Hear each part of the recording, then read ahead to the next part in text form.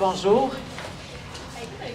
D'abord, merci beaucoup à Pascal et à Sam.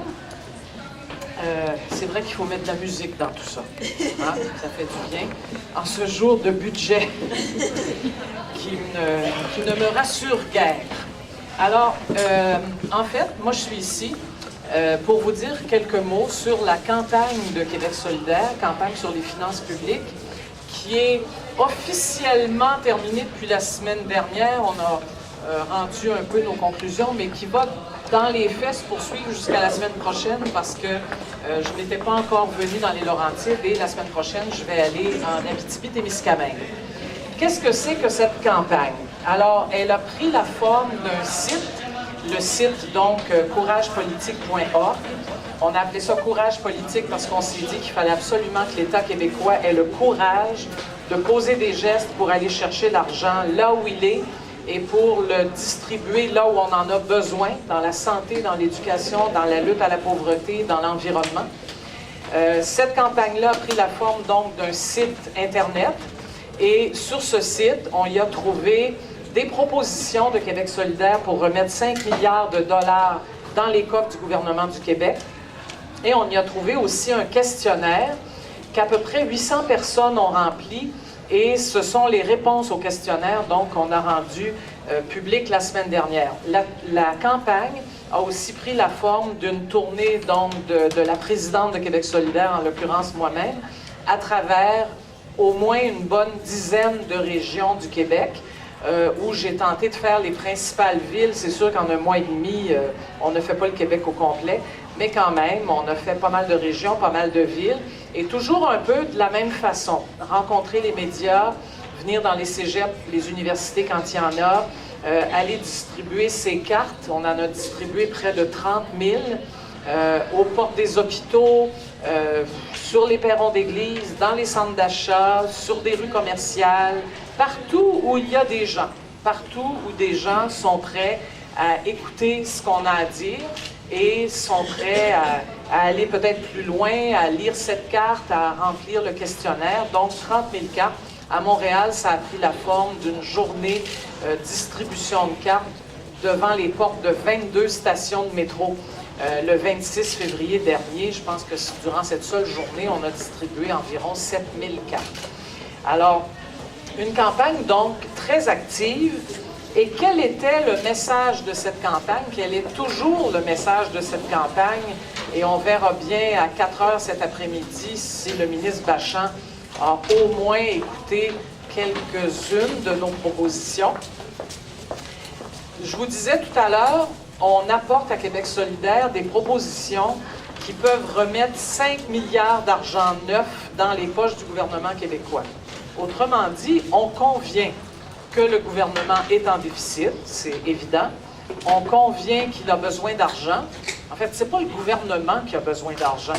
Là où on a besoin d'argent, c'est dans la lutte à la pauvreté, c'est dans un réinvestissement dans la santé, dans l'éducation, dans les services sociaux, dans les salaires des employés de l'État, dans l'environnement, etc. Comment trouver ce 5 milliards sans taxer la classe moyenne et les personnes appauvries, sans augmenter des tarifs, parce qu'il y a des économistes, vous le savez, qui proposent de doubler les tarifs d'hydroélectricité.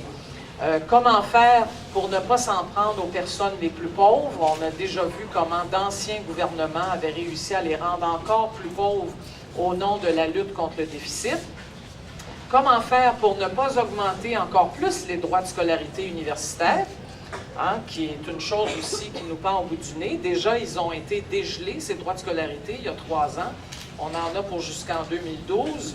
Qu'est-ce que M. Bachand va faire aujourd'hui? Je ne sais pas, mais ils sont très, très tentés de les dégeler encore davantage. Là, je ne suis plus tout à fait sûre que ça fonctionne, mais en tout cas, on va faire comme ici.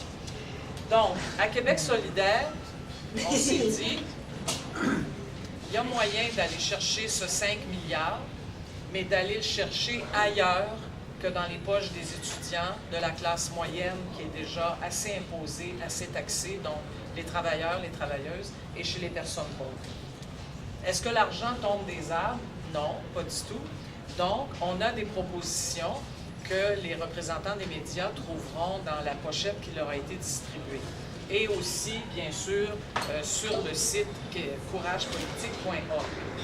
Je ne veux pas détailler les 8 propositions qu'on a ici, ça serait un peu long. Je vais vous en donner comme des aperçus, mais vous allez voir qu'il y a de l'argent à aller chercher. Par exemple, des redevances sur l'eau.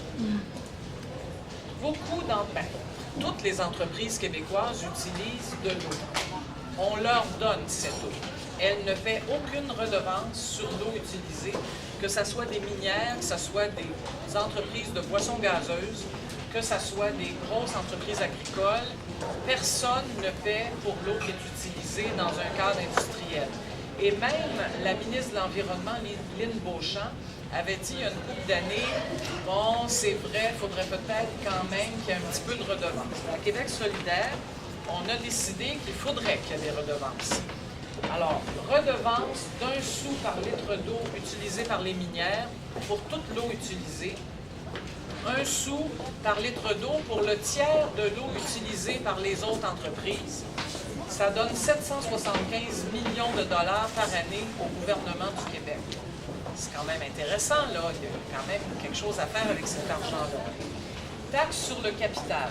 La taxe sur le capital, c'est la taxe imposée aux entreprises pour leur capital, c'est-à-dire leurs possessions, leurs actifs, tout ce qui leur appartient. On propose, le gouvernement du Québec veut abolir cette taxe, disant qu'elle est improductive parce qu'elle nuit à l'investissement dans les nouvelles technologies, la nouvelle machinerie, etc. Nous, on propose de la laisser pour les entreprises financières, qui sont immensément riches au Québec, qui font des millions en profit et paient des bonus fort intéressants leurs dirigeants. C'est 503 millions de dollars par année, donc on garderait dans les coffres du gouvernement du Québec.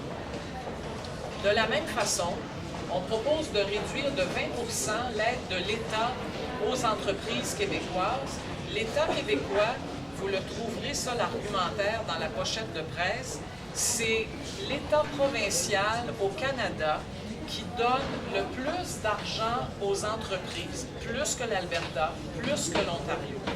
On est un État extrêmement généreux à l'égard de nos entreprises.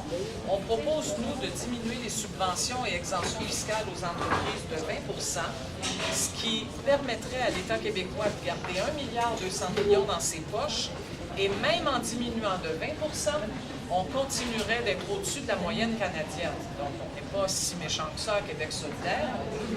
Pour le moment, en tout cas, on se dit, allons-y avec ce qui est possible de faire, mais vous voyez, là, c'est quand même un gros montant d'argent qui permettrait au gouvernement du Québec d'avancer. Je vous donne un autre exemple. Au niveau de la fiscalité des particuliers, il y a 3 % des contribuables québécois, seulement 3 % des gens qui gagnent plus de 115 000 $ par année. On propose que pour ces gens-là, il y ait un palier d'imposition additionnel, c'est-à-dire qu'après 115 000 $, on passerait de 24 % comme taux d'imposition à 28 % pour l'argent qui est au-dessus de 115 000 $. Ce n'est pas si épouvantable que ça, mais n'empêche que ça rapporte 500 millions au gouvernement du Québec pour une année. Juste 3 % des contribuables et juste un palier d'imposition additionnel pour ce qui dépasse le 115 000 $. Dernier point peut-être, qui touche encore une fois les minières, le vérificateur général du Québec nous apprenait il y a 1 an que les entreprises minières sont censées verser 12 % de leurs profits en redevance au gouvernement du Québec. Elle n'en verse que 1,5 %. Pas moi qui le dis, vérificateur général. Donc, dans les 5 dernières années, c'est évident que le gouvernement du Québec a perdu beaucoup d'argent. Et pourtant, la loi québécoise sur les mines, théoriquement, oblige les minières à verser 12 % de leurs profits. Ce qu'on propose, nous, c'est d'imposer des redevances aux minières, non pas sur les profits, parce qu'elles peuvent déclarer leurs profits dans d'autres pays si les sièges sociaux de ces entreprises-là viennent d'ailleurs.